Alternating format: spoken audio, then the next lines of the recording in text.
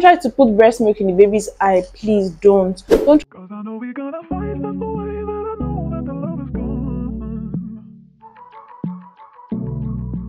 gone. Hi loves, welcome back to my YouTube channel. I'm Dr. Hilda. If this is your first time stopping by this channel, thank you so much for stopping by. I hope you enjoy my content and you subscribe. In today's video, I'll talk to you all about neonatal jaundice. That's jaundice in the newborn. So jaundice is the yellowish discoloration of the skin and the sclera. The sclera is the white part of the eye.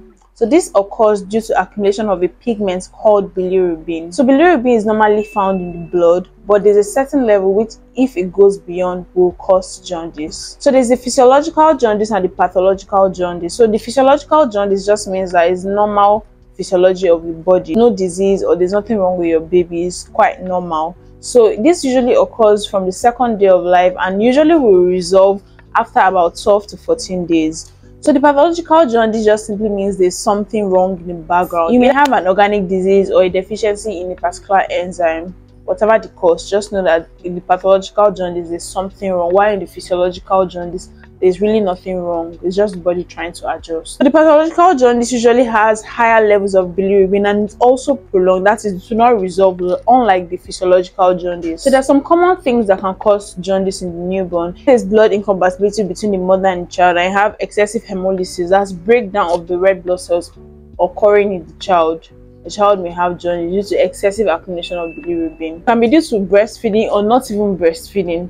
I don't want to bore you all with that. What I want you to take home from this is that when you notice that your child has jaundice, please don't try to put your baby in the sun. The sun has UV radiation, which is harmful to the baby. You're exposing your baby to sunburns, dehydration, and even increasing the risk of developing cancer in that child. Don't try to put breast milk in the baby's eye. Please don't. Don't try to wash the baby's face with urine or try to use leaves like pawpaw leaves. There are all sorts of things that people do. Like, what you should do is just take the baby to the hospital. When you take your baby to the hospital, the bilirubin level will be ascertained and the right form of treatment will be commenced. Normally, we'll use the phototherapy if the bilirubin level is not so high. So phototherapy is a special type of light under which the baby is placed. So this light helps to break down bilirubin to a form that is easily excreted by the body. If the level of bilirubin is very high, your child may require an exchange blood transfusion. So you see why it's very important that you take your baby to the hospital immediately you notice this, so the bilirubin doesn't keep rising and getting to that point that you need EBT.